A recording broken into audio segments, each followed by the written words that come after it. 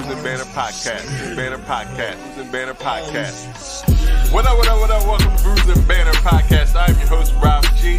And with me, as always, is the legendary Brew Crew. What up, fellas? I was reading this weekend. Mama.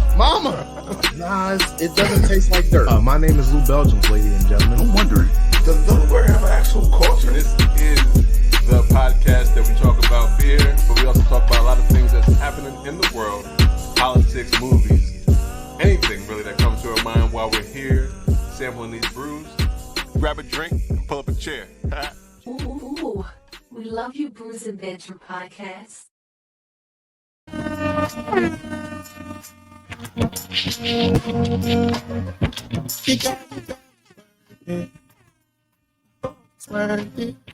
You told me you're with on my purpose. You're doing whatever to hurt me. You're doing like you did.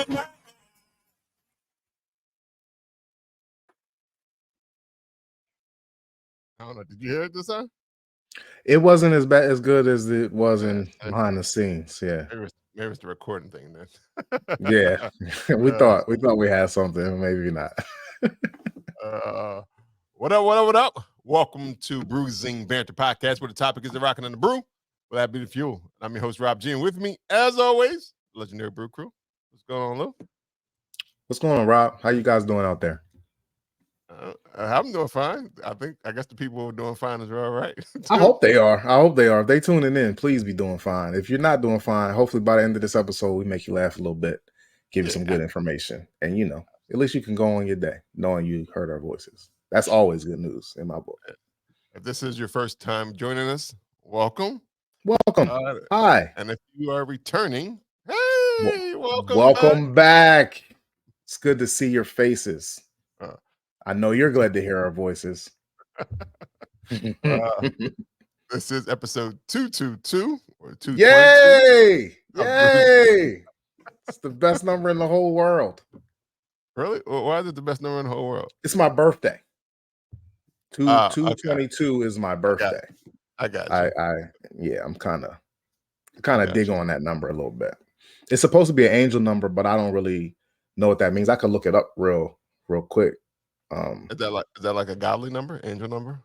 No, like the angel numbers, like how on November 11th, 11/11, that's an angel number. That's when we're having an event. That's 11/11. 10/10 is an angel number. 444, all those numbers that run together.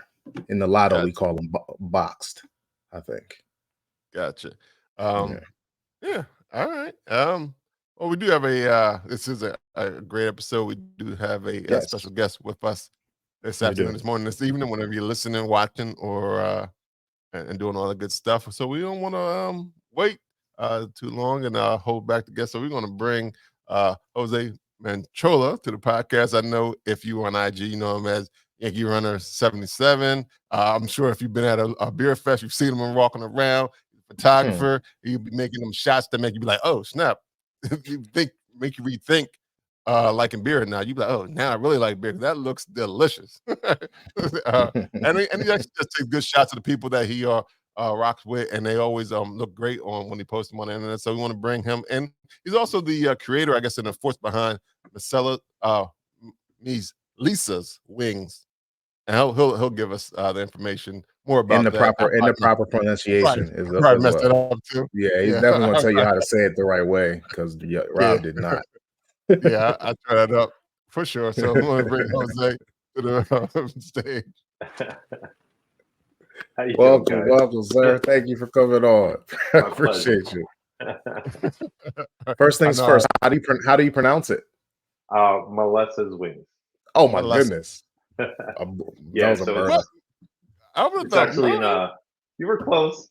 Yeah, a lot of people think it's Melesa. So it's actually an abbreviation of my mom's name, which was Maria Elena Escolar Saavedra.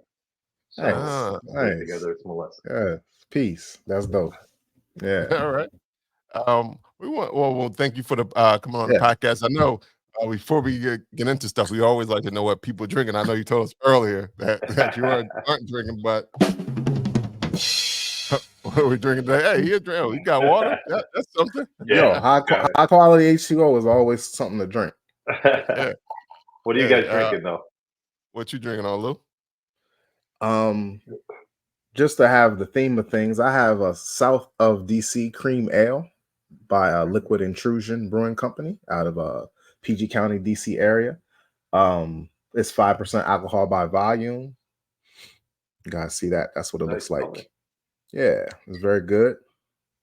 It smells of cream, I would say. It smells of cream. And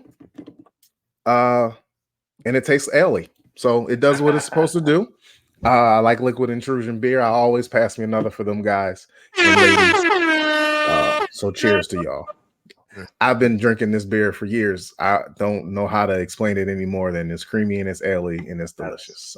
So didn't you break your did you break the rule that you just established last week? What was that? That you can't review the same beer. Man, I don't remember what I say from week to week. Like, y'all gotta call me on that. Did I say that? I don't even remember. I said that. Well, no, that's you said that to Yoda. No, because he yeah, but back to back, I said it. I do remember throwing it back to back, and then I said it was okay if he had a different beer, and I don't have a different beer, but it was not back to back. It's been years, probably hundreds of episodes we've done in between this Liquid Intrusion beer and this Liquid Intrusion beer. So okay, I don't know if that's true, but okay. Well, what I will say is, anytime we can have Crowns and Hops or Liquid Intrusion are featured on our podcast, it's a blessing. So we'll go with that. There you go. How about that? How about that? Sounds good. I got you. I saved myself a little bit. Yeah. All right. Rob, what you drinking on, Rob? I'm actually drinking on something from Burlington Beer Co. It's 5.5%. It's called Pine Brook, which is a dry hop lager. There's the can right there. Can you put it a little closer? Yeah, because the light is blurring it out a little. Yeah. Okay. I got you. Dry hop lager. So it's actually, it falls kind of, because it is a lager. There it is in the glass. So it is a lager, but it has a hoppiness to it. So it's kind of cheating on it's kind of like a IPA, but not IPA. Yeah. Yeah. Now, how does it smell? Does it smell lagery or more like an IPA? Well, it definitely smells, I guess, more lagery because you don't have it's not a lot. I don't think I used a lot of hops because I think just enough to give you a little bit of bitterness on the back end, just like more than a normal lager would. Does it say what kind of hop they use? Let's see.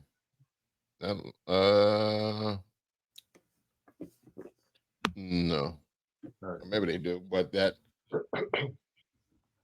no, but it does has a whole lot of stuff on this can.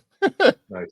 It was fermented with a lager yeast strain originated in Zurich, Switzerland, from the Herderland Brewery. We implanted this nearly 200-year-old strain of lager yeast to create a crispy, easy drinking lager that we lightly dry hop with. They do. Nelson, Sullivan, and Mutaka. Oh, there's so I do right there in the can. I do tell you. It says 2 hops they dry hop. Nelson is going to give you that nice little winey flavor, and the Mutaka is going to give you a little bit of a lemon lime flavor in there. So that's probably why they give it a little citrusness in there. So yeah, and it has a little citrusness, but it's still. I enjoy it. It is easy drinking. It's only 5.5%.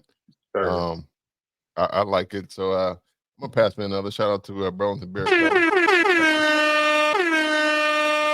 All right. Well, we're drinking on something. So it's time for the man of the hour to tell us all about who you are, how you got into this thing. I always like to know how people got their IG names, how it came up with all that good stuff. So without further ado, we want to welcome Jose to the podcast again. And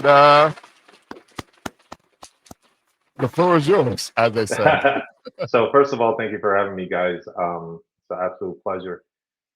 So Yankee Runner came about. Obviously, I'm a big Yankee fan. It's the only sport I follow. I've been a fan since the 80s, so I'm not a bandwagoner.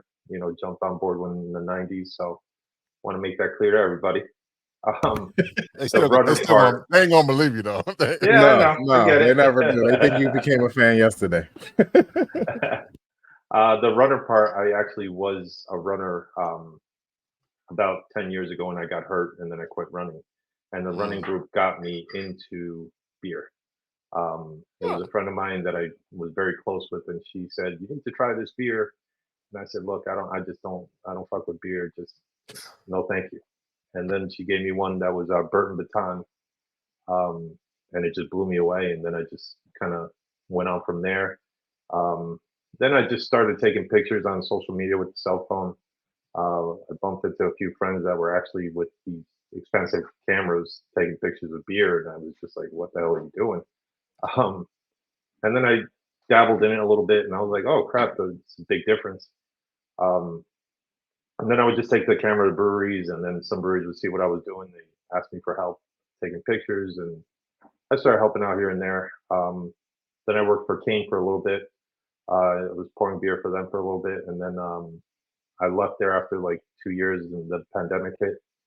And then Alternate Ending hired me as their photographer for the breweries, and then I just started doing festival photographies and all of that. But that's all a side hustle. I actually have a real job, unfortunately. So, So yeah, we all do. yeah, we definitely all do. But you're not like a professional. Your photography stems from you running and that lady offering you a beer.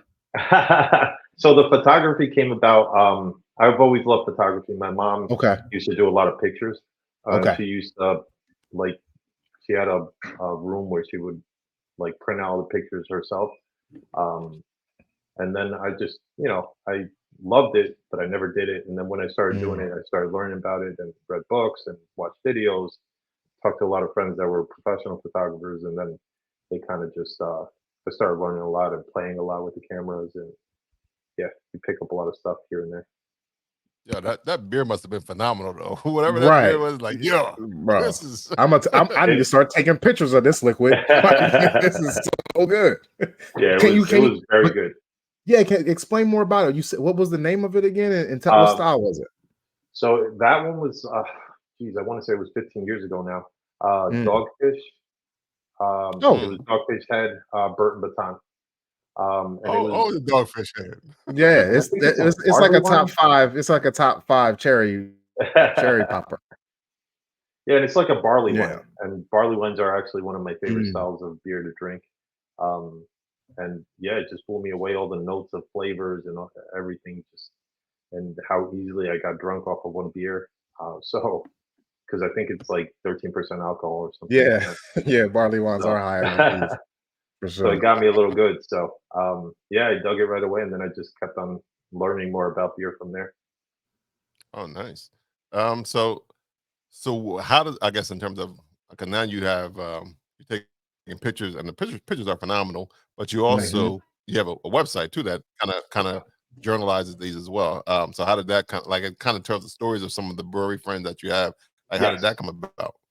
So it was something that I actually had a vision while I was working at Kane, but I just didn't have time to do it.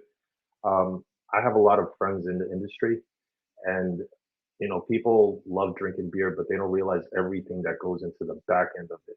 All the hard work, all the tears, all the calls in the middle of the night. Like, I just need to talk to somebody. This is stressful in a brewery. People are just like, man, this beer is delicious. I want more of it. Make more, make more, make more. So I wanted to show everything that goes into making the beer, from the hops, from their thought process, the labels, to actually having the beer in your hand. And that was the goal of Brewery Friends Feature, or BFF, was to just teach people about the whole process of beer and to learn the people that are making the beer. And also another goal of mine was to try to introduce more Latinos into the craft beer community, because unfortunately they love their Modelos and Coronas, and that's it. Yeah. Well, we know as black people, we know. Corona and Heineken. Corona and Heineken is it? Like, oh, what? I'm like, wait a minute. There's a whole lot more things out there besides Corona and Heineken, but until they get one. But it's a lot of times it's exposure and they don't really know about what's going on about craft beer. So once they have the education, or just even just being like, hey, like somebody walked you through it and gave you a beer while you just on a run, and that kind of opened you up. So if you have that time to do that, then I mean that's definitely is a big part. So I think some of this now is the website, is that like still actively going? You still actively going out and talking to Yeah, I mean, I your brewery haven't done friends it and in all some that stuff? time because I'm so busy with the actual event right now, so I haven't been able to follow up with it. I do have a few breweries lined up that I'm going to be doing, but yeah, during this time for about 4 months, I focus highly on the Melissa's Wings charity event that I do Perfect, once because a that was year. my perfect segue into Segue. into the charity segue, yeah. Into what are you doing? So, well, because you talked about the charity and like how did it get started, and in terms of what is it for and all that good stuff. So the actual Melissa's Wing thing started long time ago. The bar doesn't even exist. There was a bar in Caldwell, New Jersey. Um, geez, I don't even remember the name. And it was six guys that got together, and I literally made it about my mom. I just wanted to get people together, pop open some really nice bottles, and just cheers to my mom and remember her. A few years went by, and then I want to say 6 years ago or seven, I told my best friend, I was like, hey, I kind of want to. I have a vision of making this a paid event to try to raise money for Memorial Sloan Kettering. So, long story short, my mom passed away of cancer in 1995 when I was 16, and Mm. that is a vision that I saw. Of how can I help people so that they don't have to feel the way I felt when I lost my mom? Um, and we're all affected by this horrible disease. So I wanted to just try to put my 2 cents in. So we had our first event 6 years ago at Hudson Valley Brewing. We raised about $4,500 with 40 Okay. people that were there. The following year was at Other Half, and we raised almost 10,000. Then the year after, we had COVID, so we kind of lost a year there. Mhm. We had a little celebration. Um, it was a private one, but then we had the real event at the Seed in Atlantic City, and Yeah. that Okay. one raised about $19,000. And I was Nice. floored. I didn't think it would ever raise that much. Um, It's just getting last year bigger and we, bigger. yeah, last year was the biggest one we had to date. We had 250 people. It was at Alternate Ending in Aberdeen. It's a newer brewery that opened up, and Is that yeah, it Maryland? was no, New Jersey. Aberdeen, New Jersey. Okay. Yeah, um, yeah, and it was massive. We had about 800 bottles of beer scattered throughout the entire brewery. Wow. Wow. There was a DJ. We had food. It was just a really really cool event, and we raised $32,000 on top of that. This year, Mm, a lot of people started reaching out that they wanted to make a beer for the event because people have made beers for the event in the past. And what started off as an event just for my mom, I had told people this isn't about my mom. It's about everybody that has lost somebody, that survivors or somebody that's Mm. battling. It's about everybody. So I told the breweries, if you know somebody that you lost because of cancer, just name it after them, followed by wings, and that's where the whole idea came from. And it's 25 breweries that jumped in this year, including oh, nice. Craig Melvin from the Today Show. We reached out to him and he agreed to do it. So he came Mm. to the brewery, taped us 9 hours of filming for a 5 minute segment. That was a little annoying, but it was Yeah. amazing to see all the stuff that those guys do. Yeah, I was gonna Um, ask you about that. oh, and Craig Melvin is the man. I mean, the stuff that the way he talks to you, there was lights in my face from every angle and like 20 different cameras. I didn't even see them because the dude was just so professional and just I felt Hmm. like I was talking to a friend that I had for 20 years. Oh, nice. Um, and the beer came out great. He did a good job. He was part of it. He picked the hops. He picked the style, um, and the label was absolutely amazing. So yeah, it's a little humbling. I never thought it would ever get this big, but I'm very happy that it did, and hopefully it continues to get bigger and bigger, and hopefully it goes national at some point. Yeah, I think it has the wings, pun intended, to to do that. I mean, it made the Today Show. It made the Today Show, and I think the more people hear about the event, and I'm sure they want to be a part of it, for sure. So how does it work? Like, how does this event work? So you said it's Saturday, Yeah. The 21st. 21st. Yeah. So So the way it works now, there's been so many supporters, and I don't have a lot of space. So everybody that supported in the past, they get first dibs, and you buy your ticket. If you don't buy your ticket, however tickets I have left, I kind of start telling people, all right, you're on the backup list. You wanted to come. If you want to come, this is. But it's very rare that I have any tickets left over because every year people just want to come now. no. So that being said, if you guys have time this weekend, let me know and we'll make that happen. Hey, thank you. I appreciate that. That's on tape. That's on record. got a wait list. Got a wait list on there. That's what's up. Yeah.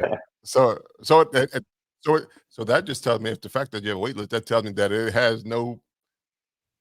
it cannot but be bigger. It has to grow because people are. People are saying next year to be a part of selling out. Yeah. So the location next year, I'm actually have the locations for the next 3 years. Nice. Okay. The location next year is actually pretty big. So Nice. I'm actually it's I think it holds about 300 people. So I'm looking forward to that one big time. Now when you said you have 25 different beers for collaborations that they're making specifically for your event, do you give them any vision besides just name it after a person that that has survived or passed away from cancer? So do they have any other type of vision? The only vision I told them was, I want you to make the beer meaningful for you and your team. I didn't want to tell people, make an IPA, make a stout, make a saison. Make a beer that has a story behind it. Tin Barn, for example, made a beer called Millie's Wings. It's a cherry bourbon barrel-aged sour beer, and it was after Rich, one of the owners at Tin Barn. His mom died of cancer, and she loved cherries. She loved bourbon, and the bottle has a nice yellow rose on it, and she loved yellow rose. That's dope. Like our homies at Human Robot, for example. I mean, that story. Yeah. When I saw the can, I was like, I told Jake right away, all right, dude, you got to explain to me what this story is. And he said it was his dad. They spread his ashes by the tree, and that is the tree where his dad's ashes are spread. So it was the vision was just have the name followed by wings, but everything else, it was their full discretion. And it's the beers aren't going to be poured at the event. They were released throughout the year. So a portion of all the can sales, or if they had it on tap, gets donated to Memorial Sloan Kettering. So that was the other requirement that I had. $1 from every can goes to a Memorial Sloan Kettering. Got you. So on the 21st, if all the beers are being distributed throughout the year and being sold and donated throughout the year, what happens on the actual event for the 21st? So the actual event is, just imagine a big bottle share. I supply about 150 bottles out of my stash. And then other people, I tell them, just bring 2 bottles. Nobody ever listens. No, what are you talking about? What are you talking about? I hear the same thing. Do you mean 2 of each style? So, yeah, I mean, some people bring 15 bottles, some people bring 20 bottles, and there's people that don't bring any bottles. There's people that don't know about beer, and they just want to, support the cause and be there. 5 years ago, we had somebody that didn't know anything about beer, and because of the event, they got into beer, and now they're just like madman going crazy looking for all these crazy beers. Yeah. which is good. But yeah, it's just like a big bottle share. I supply the glassware, and that's really it. It's I always call it a celebration of life, because one thing that I always tell people: don't ever say that your loved one died, because at the end of the day, they will always be alive through you and continue to tell their story, share their story, Mm-hmm. and they will never be dead. So Mm-hmm. that is why I always call this a celebration of life for the event. Love it. That's always a good way to think about it, because it's like they always live on through you, and the memories are always there, so the memories are always alive. Yeah. So that's always cool. I'm always I'm curious, like in terms of, I guess, the structure of of the charity. Like, they're like, if people wanted to be like, I can't make it, or I don't even like beer, but I want to get involved. Like, is there a way they can I donate appreciate the directly? cause. Yeah, so the link is actually up on my page. And another thing that I do around this time, we're actually starting on Tuesday, is we do raffles. So we raffle off some packages of beer, and it's open to the entire country. And last year we raised about $10,000 in the raffles alone. And so it starts on Tuesday. Someone like Human Robot last year donated the golden ticket, which was the experience at the brewery where you get the back end of how the beer is made, and then you get to try the sandwiches and try all the beer you want. That package raised like $1,200 in itself, and I thought that was the best package, because at the end of the day, we piss all this liquid away. An experience like that lives on forever. And I photographed that event for the person that won it. So. Nice. But yeah, so we do a lot of raffles. I have a really, really special one on Friday that I think people are going to go a little nuts over. So I'm a little excited. I'll say it's true. That much I can say. Okay, I was about to ask, can we know? Like, what's going on? I'll say it's a Troom package, but it's the biggest Troom package I've put out to date. Nice. I actually talked to Alex today, and I showed him the package that we're raffling, and he even said I don't even have those bottles in my own stash anymore. Oh. And anybody who knows Troom knows that they grand opening, grand closing, it's like as soon as they go sell, he's like, It's sold out. I gone. just looked at the page. Yeah. Like, what's going on? It's like Taylor Swift tickets. Yeah, that's exactly right.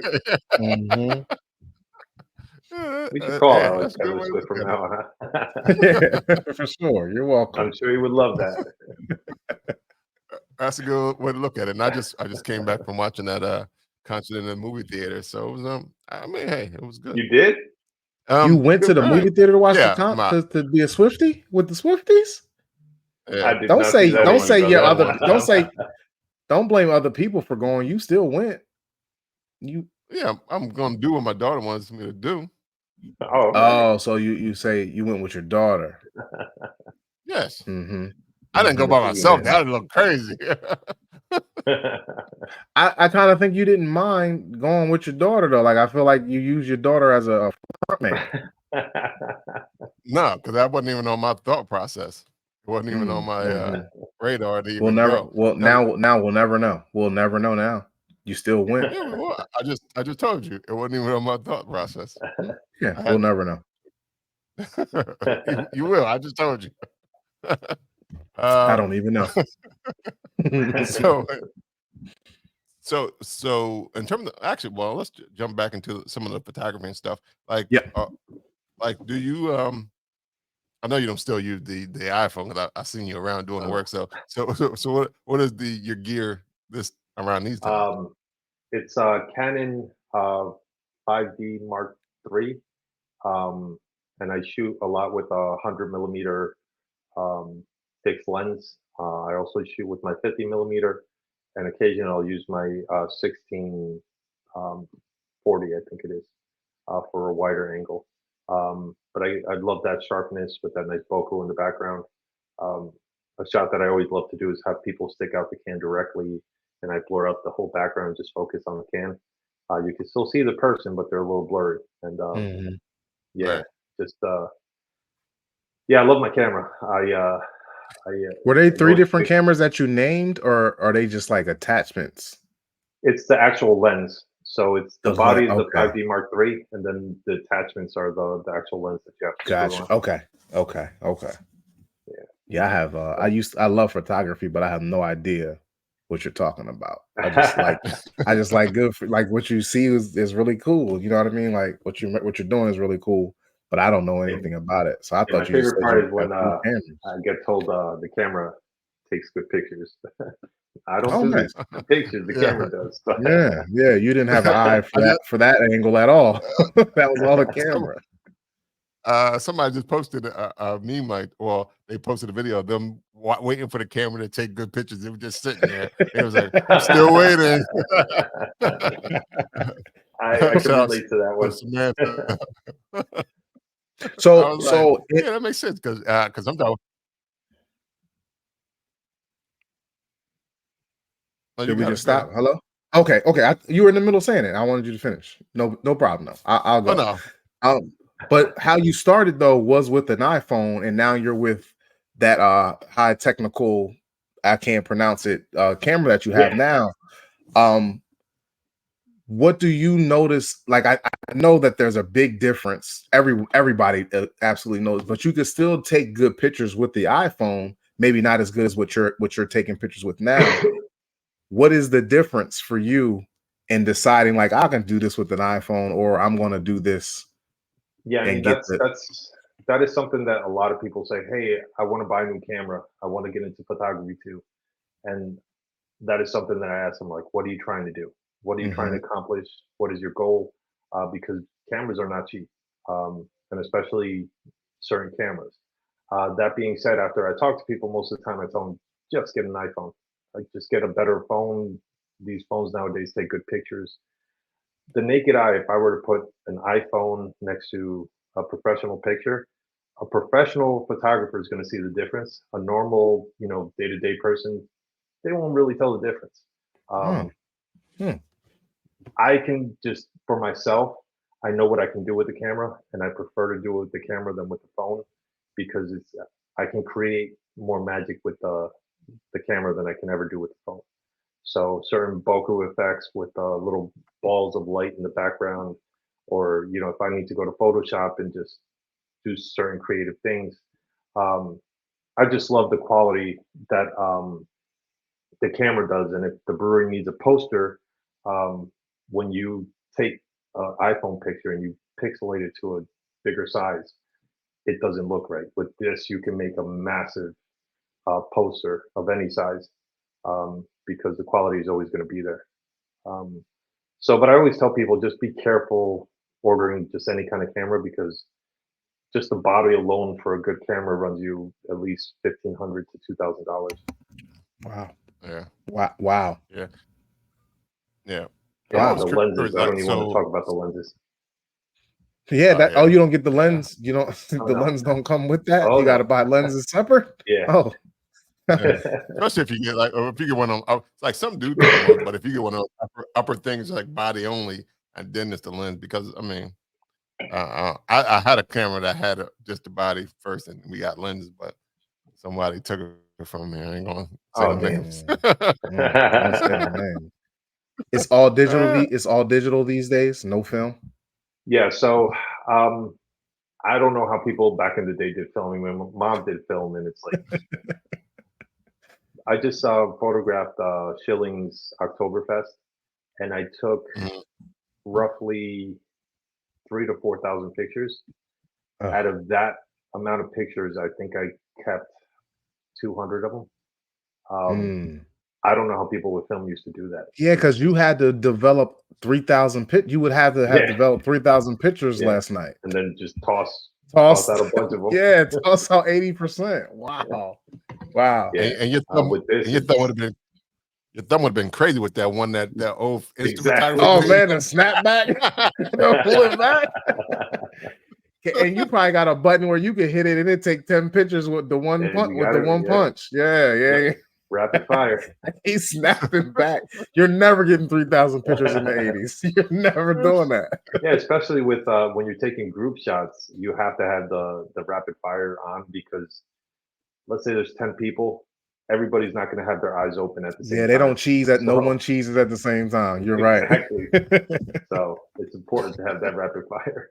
Gotcha. I'm curious, like at this point in time, because I guess you've been shooting for a little bit. Do you know how many breweries you've shot for? So there's breweries that ask me for help, and it's very rare that I charge it. I only charge if I don't know you. If it's somebody that I'm very close with, there's no way I'm charging you. But gotcha. I've done a lot of breweries. I don't even know how many, but the brewery that I work for as their photographer is Alternate Ending. And yeah, that's I did other Half Green City. That was a really cool event to do. And I'm trying to think what other one. I mean, Human Robot. We were both there this year. Yeah. I freaking love that event. Yeah, one of my favorite events of the year. That's log jamming, right? Just so everyone knows, log jamming is so.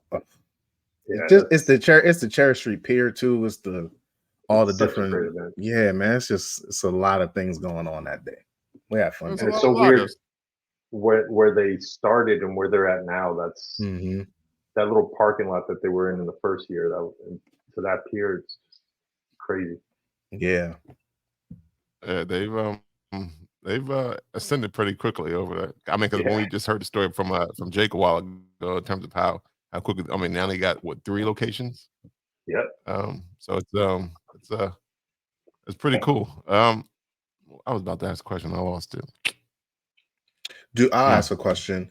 Are you strictly a brewery photographer or a beer photographer? Do you do weddings? Do you do bar mitzvahs? That was my question. Wow, that is a great question. Yeah, because I've never seen you. I've never seen a strictly. I always feel like a strictly beer photographer doesn't exist. Are you the one?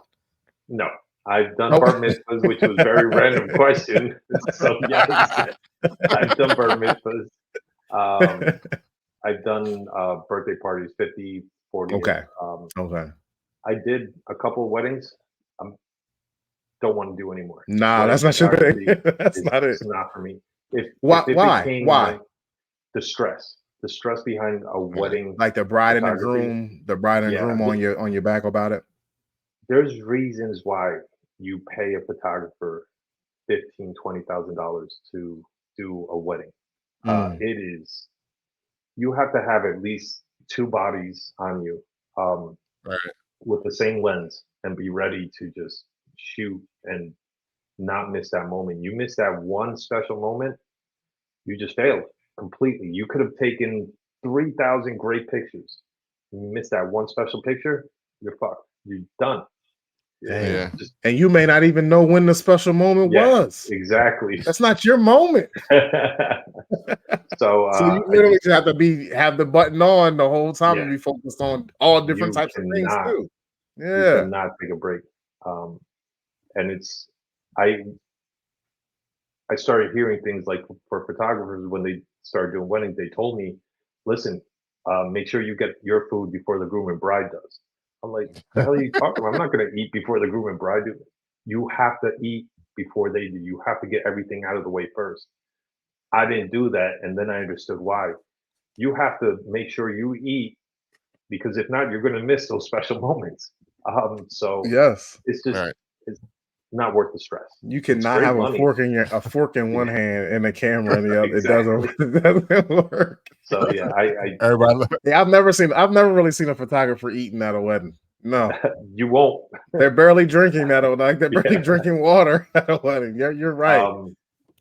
Bar mitzvah was an interesting day. It's I learned a lot about the culture. It was amazing. But yeah, parties, birthday parties, graduations. Yeah. I've done even sporting events for kids. Believe it or not, if photographers are looking for easy money, that is the easiest money you're going to get, is going to make sure the kids don't just go to a kid's sporting event with your long lens and start taking pictures of kids. You weirdo. You little perv. Where's your white van? Make sure you know the parent. Get some consent. But parents pay like $20 a picture just to get pictures of their kids taken. So. And you can get 1,000 moments that they only want one of them. Yeah, yeah. Now, I know in the Yankee Runner it says runner, but I think I saw a link on your page. It says the New York Marathon. Are you getting back into running or? So I was, and I was doing great. I was very excited. I hated running. 10 years ago, actually, to the day, I had tore my hamstring at the Atlantic City Marathon, and I was done after that. I was like, I don't want to do this. The pain was like, it took me like 6 months to even just to come back. Yeah, just to walk. Probably just to not, I was about to say just to not limp. Yeah, yeah. I looked like a pimp for like 6 months, just walking all funny. And then I was just like, I don't want to do this. So then this was the 5th year of us doing it. So I decided I was going to go big, and I signed up for the New York City Marathon. I got in, and about a month and a half ago, I was running. I finished my 10-mile training run, and I got home. I was feeling great, and I woke up with a bit of pain in my back, and it started getting worse and worse. And then I fell to my knees to the point that I literally couldn't walk, and I went to the hospital. And long story short, I got 2 herniated discs, and a piece of the spine is a minor fracture. And then I that's have a from bone running. spur. They don't know. It could have been a lot of things, and then the running, the impact may have caused something. And then I have a bone spur that's digging into a nerve that is causing my whole left side to go numb. But I didn't Sounds quit. like marathons are evil. What you mean you didn't quit? What you mean you didn't quit? No, I deferred to next year. I'm going to run the race next year. So these injuries that you sustained in running during running on the pavement will heal. Will heal. They will. And you're going to do it again. But you're going to do it again. Yeah. All right. So marathon runners are ridiculously nuts, as we see with Jose. Yes. So while I don't consider myself a real runner, because real runners don't get hurt as much as I do. They're also real thin. You're a real runner, man. You do a 10-mile training run. I don't like driving 10 miles. You do a 10-mile training run. You're a real runner, man. If you gotta change your sneakers out multiple times a year, you're a real runner, bro. Like don't doubt yourself, man. Oh shit, thank you. I appreciate take them marathon flowers. You ain't ran a marathon yet because your body won't allow, but you running 10 miles. Bro, I don't even know where 10 miles is from here. Crazy. Yeah, so I hopefully starting next month I'll be able to start running again. I want to talk more about your running. Have you ran a marathon before? I've done 2. I've done 2 marathons. Okay. I've done 15 half marathons, and I've done a crap ton of other races. Okay. So in that, what is the training like? What were before you suffered the herniated disc and you were running this 10-mile training sessions? How do you build up from couch to marathon, basically? So that's 5K. For marathon is legit. Like, you don't have to train to do a 5K. Really, I know you say you don't run, but if you wanted to run a 5K, you could literally run a 5K. Okay. Marathon is I doubt that. But I hear what you're saying. I understand. But continue. Marathon training is, I mean, for me, I am a runner, but I'm not like a professional runner. Professional runners, like I have a friend that runs a marathon almost every weekend. For somebody that's more conservative, it takes you about 4 months to train for a marathon, and it is grueling. Especially this year, I was tested a lot before I got hurt because this was the hottest summer on record, and I had to get up at 4 a.m. to just be able to run in 80-degree weather because it was just too hot. You lost me right there at 4 a.m. he lost me in just at 4 a.m. 80 degrees. I was out then. It's no cooler than that during the day. No, this summer was hot. And I puked my brains out. Yeah, I remember I ran 7 miles, and at mile 4 I literally got a little lightheaded and I puked my brains out, and then I just got back up and kept going. Listen, as much as I'm saying all these bad things about running, it is very beneficial. You have no stress in your life whatsoever because all you're thinking is you get lost in your thoughts and Yeah, you that end up next talking step. to yourself for a while. And it's great. Now, do I recommend people run a marathon? Absolutely not. It's stupid. It's just but I chose a marathon because I've seen what people go through with cancer treatments and trying to battle it. Running a marathon is nothing in comparison. Excuse me. And it's the New York City Marathon. I mean, it doesn't get any better than that. And the Yeah. goal was to write the names of everybody that wanted me to put their names on the shirt. I was putting the names of everybody on the shirt. But again, I just deferred to next year, and I Yeah. will do that again next year. Now I And want you to. Now after hearing your story, I'm yeah, rooting for you now for I'll be sure. there. Let's do it. I'll be Let's do there. it. 2024 is your year, buddy. Let's There get you it. Might as well go. take it up a notch and do one of them extreme marathons that we've heard No, much no, no, about. no, no. No. I am not doing the whole. Stop that. Stop that. Stop that. I am not. Those people are crazy. Yeah.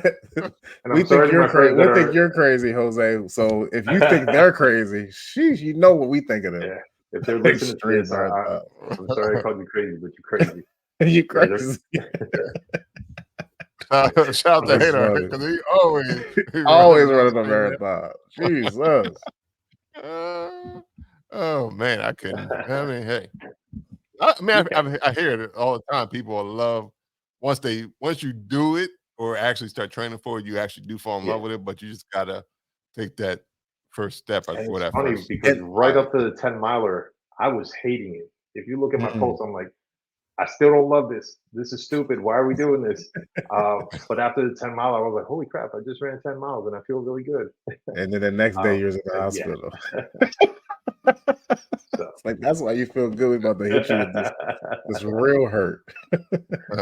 I want to pivot back to your photography if I can. You said you do a lot of festivals, birthday parties, and things like that. Is there any? We'll just go with beer festivals since that's where you particularly started. Is there any beer festival that stands out in the last year or so that you've done that has just been like you were just so happy to be there and take pictures there? Or you could, or we'll go even like this. You couldn't believe that you were taking pictures at this particular beer fest. So every year, I mean, Schilling has to be that one brewery fest that I'm like, wow, can't believe I'm here doing this, because I could buy tickets to the event, so it's not like being there, but working it and taking pictures because one, it's Schilling, it's one of the best lager breweries in the country. And two, the photographer that they have is a very talented dude. I mean, I'm good friends with him. We talk about photography a lot. So for him to ask me to help him out with pictures, it's an absolute honor just for those two reasons alone. So Schilling will always stand out. And like I always tell people, if you want to go somewhere to have a beer with the best view, you have to go to Schilling. It doesn't get any better than that view. Okay. Yeah. I'll take that. Yeah, I can just some of the pictures I saw. I was like, yo, I should have been there just for their Oktoberfest event they just had. Well, I guess 2 weeks ago. Yeah, about that. We had them on for log jamming. We had them on for log jamming, right? We had him on for log jamming. Yeah. All right. Yeah, Mr. Cousins was on here. yeah, Jeff was on here. I just like his last name because there was Cousins. I was like, yeah, Cousins. Yeah, he's a good dude. Yeah, so that's cool. So besides the one at Schilling's, is there other ones that stand out that you really enjoy shooting? So you already said log jamming too, so. Yeah, log jamming I just love Human Robot. I mean, I celebrate my birthday at Human Robot every year just because I love those guys. Nice. But whale watching. You got the Human Robot shirt on. You got the Human Robot hoodie. Hey, I noticed it, the hoodie. Yeah, I noticed the hoodie. And my people from the Seed, I always have to represent both of them. Yeah. So. I went to the Seed this summer for the first time. It was a really good experience. Yeah, I had a really good time there. It was nice. Those two are the ones that I've known the longest in the industry, and they pushed me to do better each time. I can't say enough good things about those two. Nice. But yeah, back to your other question. Whale watching in Rhode Island, the one that Finback does. Okay. That's a pretty cool event. While I'm not really there for the photography, I do help them out with pictures. They have me as an ambassador there pouring beer in the VIP tent. But the event is just really, really cool. It's very big space. Just hopefully this year we have better weather because the first year was like 100 degrees. Last year was a monsoon. So hopefully this year it's perfect weather. Yeah, you got Goldilocks this year. This year is going to be the Goldilocks year for sure. Now, would that be, since you said you didn't particularly work that festival, would that still be a beer festival that you consider to be the best, to have the best beer? Like, their selection is pretty good. Do they have all people do they have breweries from all over the country, or are they more locally centric? Yeah, they have California. I believe they even had people from they have people from London there too. Okay. Track Brewing I think was there. So yeah, they're from all over the place. Nice. Because Finback is worldwide at this point. So if you were an ambassador in the VIP tent, Jose, are you a celebrity too? Are you? I think he is. I feel like people bought the VIP ticket because Jose was pouring beer for them. I do not. Yeah, no, I'm not. As a famous person would say, person would say, "No, I'm not famous." Right. But I feel like you're famous. I feel like you're famous. No, nowhere. I feel like our podcast is going to get fans because you're doing this episode 222. Listen, I always tell people this. The reason why I have social media is for the charity. But I also don't take it seriously. I don't care about the followers. I don't care about the likes. I care about meeting people like what we're doing now. I've met Rob, I've never met you, and I'm happy to finally meet you. Right. This is what it's about. This is what beer and the community is about, and that's what I always try to preach to people. At the end of the day, you're gonna go piss this away. It's not about the beer. It's about the moments. It's about the stories that you're going to tell a year from now. Just think about all the cool things that you did at log jamming. You could think about the people that you met and the people you talked to, but you probably can't tell me about any beer that you had that day. So it's about the moments. It's about the memories, and that's what I try to tell people. So I'm no celebrity whatsoever. I'm just a friendly person that likes to meet new people. You don't consider yourself a celebrity. You don't consider yourself a celebrity, but you definitely are, and you humbly express why you feel like you're not. And that was beautiful what you said. It was totally beautiful. You're a celebrity, bro. You're absolutely beer famous, and you should embrace that any chance that you get. I won't. But I totally agree with you, man. Like, you never hear anybody say, "Hey, we had an argument. Let's talk it out over a rum and coke. Let's drink some Hennessy. And let's drink some Hennessy and there's nothing wrong with that either. There's nothing, but you never hear anybody saying that. They always say they never even say let's drink some ginger ales or some cokes. It's always let's talk it over. If you're 21 and over, you say let's talk it over. Let's have a beer, whether you drink craft beer or Budweiser styles of beer. It's always, that's the camaraderie. And you're right. You never remember the beer you drunk, but you remember the time you had with when beer's behind it. You're right about that. And you may remember more argument. I was about to say that's that jail trip you took. You remember that with the Henny and the rum and cokes. Long Island iced tea sent me to fucking jail. But beer, you know, as long as you drive safe and you don't overdrink. Exactly, you're good. The beer is easy, man. The beer is really comforting for sure. All right. Is there any more questions for Jose? No, I don't think I have any more, man. Jose, you cool, man. You're a cool dude. Thank I you like guys. you. And I mean, I don't like the Yankee part. You know what I mean? 2009 still hurts. What happened in 2009? I don't know. I know what happened in 2008. I know what happened in 2008, but I have no idea what happened in 2009. I do not. But it hurt. But it does hurt. I don't know what happened, but it hurts. Listen, I heard you say 222 was a great number, and it's a great number for me because all I keep thinking about is Jeter. So I don't know what that means. What does that mean? What does Jeter? Why do you say Jeter and 222? What's that? I don't get it. I don't know. I don't know. I'm drunk on the water. If we're going to talk baseball, all I would like to say is 2023. Are you watching TV? Okay. Are you watching it? Listen, I am a huge baseball fan. I know you. As long as it's not the Mets or the Red Sox in the World Series. Oh, so you're a Phillies fan? You're a Phillies fan right now. So more power to us. The guys from Human Robot put me in the baby blue T-shirt, and I didn't know what I was wearing until I realized in the picture that everybody told me, "Oh, you're a Phillies fan now." I'm like, I love it. I love it. So yes, and you've been a Yankees fan since the baby blue's been out, so you should know. I didn't realize they did that. He sucker punched me with that. That wasn't right.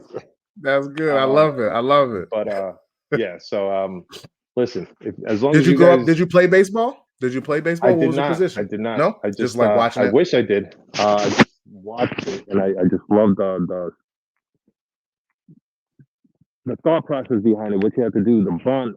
This new era of baseball, I don't like it. This whole launch angle and all that dumb analytic stuff. I can't get behind it. But yeah, the whole just chess game with what baseball is. It's fun to watch, man. And I love the Phillies because they got power and they got, they can hit for a small ball, they can steal bases, and the pitching staff. I know it's going to be Phillies and Astros again. I just feel it. Yeah. Beat the Astros. That's all I'm asking. We're gonna do our best. Rob, what I would love for you to do is I would like for you to clip him saying, "I love the Phillies." I didn't say that. So that we can have that in perpetuity anytime we need that. Yes, you definitely did. You definitely said that. I love the Phillies. Yeah, you've been heavy drinking on that water. That water got you intoxicated. It's this red October out here, man. You can't deny it. I know. If you guys ain't in it, you're a Phillies fan. That's fine. Come spring training, you'll be a Yankees fan again. Go ahead. Okay, I'll give you that.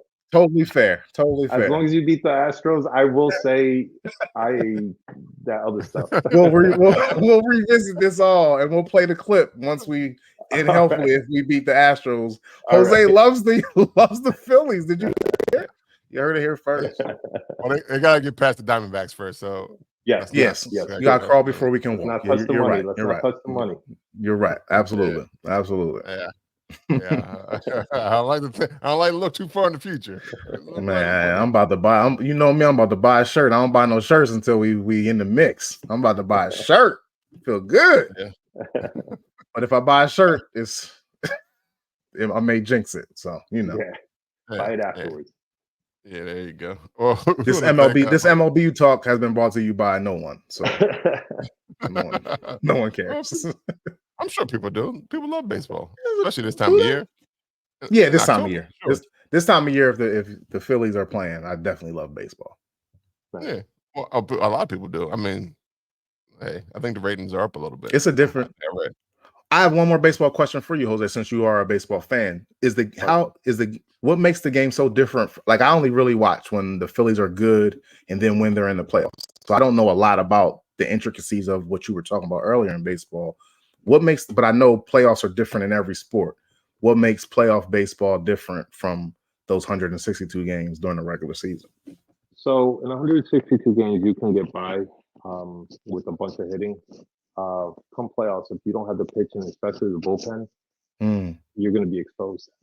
Big pitchers. Time. So you better have one great pitcher, one good pitcher, and an amazing bullpen. Now your bullpen is a little sus, but you got a great pitching staff. The bullpen is actually pretty solid. They got some starting pitchers in that bullpen. I know what y'all talking about, but I don't know how our bullpen is, or I'm tending to. I could believe if whoever says what, it doesn't matter. I'll believe it next game at the end of the game. They're either sus or they're really good. We'll know if they get the hits or not. They were a little shaky on, what was that, Wednesday? I was a little nervous there, but the closeout. Yeah. Yeah, I mean, but they got the outs though. They did not score. They got bases loaded. Yeah. Nobody came through. That's all that matters. Yeah. Baseball is the most anxious game that they play in professional, like that's on TV. It's just like, first of all, it's a bunch of athletes that play a game to me. I don't believe, no offense to baseball fans or baseball players, it just doesn't feel like a sport. It feels more like a game. Like you said, chess. It's like it's so much strategy that goes into it and things of that nature. But there are absolutely athletes, and the hardest thing to do is to hit a baseball, in my opinion. But yeah, man, it's just weird to figure, like, you taking this pitcher out to face this particular batter, and now he's the lefty, and you got a left. I don't know. I don't care. I just want the Phillies to win. I just want to go to a parade. Like, I don't have nothing. Yeah, I don't ask for much. Just give me a parade every couple years. That's it, man. I don't ask for much. Oh, now we're on the baseball talk. So, were you a fan of the pitch clock this year? Yes and no. Yes, because it sped it up, but again, it's strategy at the end of the day, and and I didn't like the bigger bases. Acuna hit. He's the first player to do the 40-40 or 60-40, whatever it was. 47 with bigger bases, man. Yeah. Okay. And he did it the first year there was bigger bases. Yeah. so it's going to happen again and again and again. Yeah. I mean, Ricky Henderson will never be touched. Nobody will ever do what Ricky Henderson did. So that to me is true baseball right there. So. Gotcha. All right, I want to thank Jose for coming on the podcast. Yes, man. Thank you so much, bro. Appreciate you. Thank you, guys. You're like a cornucopia of knowledge, man. You know a little bit of everything, man. You're good. I do have one more question. You said your job is kind of stressful. Your real job? What do you do? I work for an insurance company. So yeah. Jose, take more pictures, buddy. Just keep taking more pictures, man. I'll work on it. I shouldn't even have asked. He gotta do those weddings now. He gotta do those weddings. I got a boring job, but yeah, cheers. I work with though. Cheers to that, man. Cheers to that. For sure. That goes a long way. It definitely does. That definitely does. Really does. Yeah, if your job is stressful and tough, but if you like the people you work with, it does make it a lot easier and better for sure. Now, before we go, we always like to know how people can find more about you, how they can learn more about your charity and all that good stuff. And so how can they find more about what you're doing?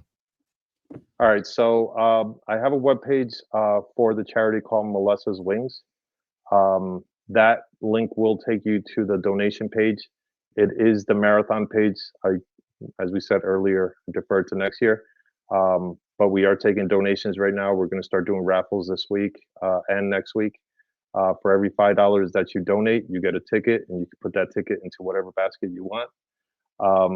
As for the brewery piece, I do have the other link called YankeeRunner77.com, and that's where you can learn about different breweries throughout the country behind the scenes. And that's it. You said the auction start on Tuesday? Auctions start on Tuesday. That's the day, guys. That's the day. If you're it will be today. It will be today this morning. Yes, for sure. Yeah. And are there any as of Tuesday, will there be any tickets available for the 21st of October?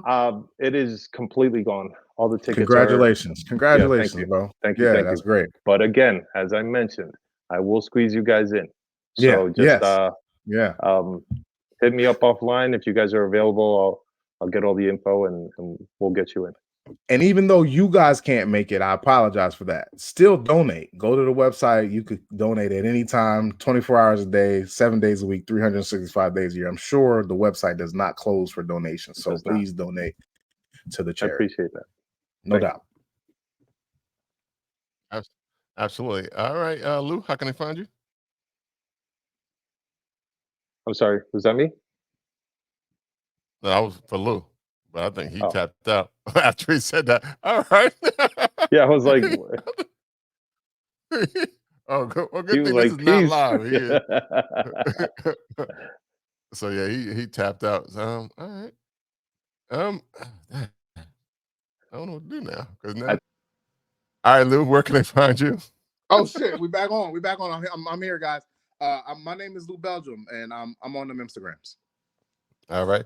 Shout out to 302 Yoda. You can find him at I am 302 Yoda.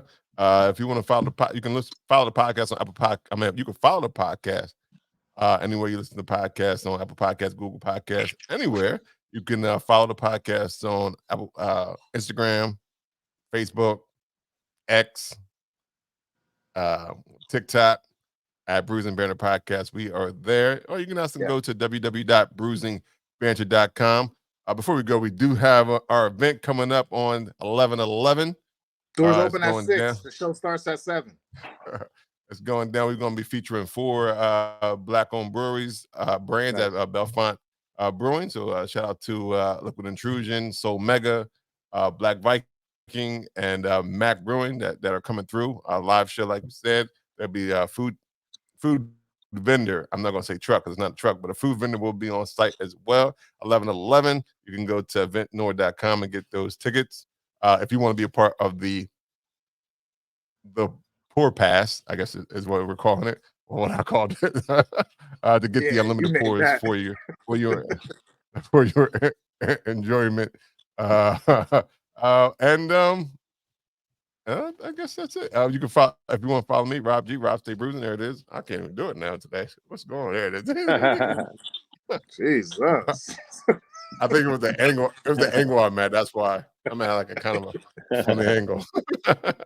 Until next time, I want to thank Jose again for coming through. Appreciate you, man. Thanks a lot, Jose. Thank you, guys. This has been episode 222 of Bruising Banter Podcast. Until next time. Have a good week, everyone. Take care, everyone. Thank you.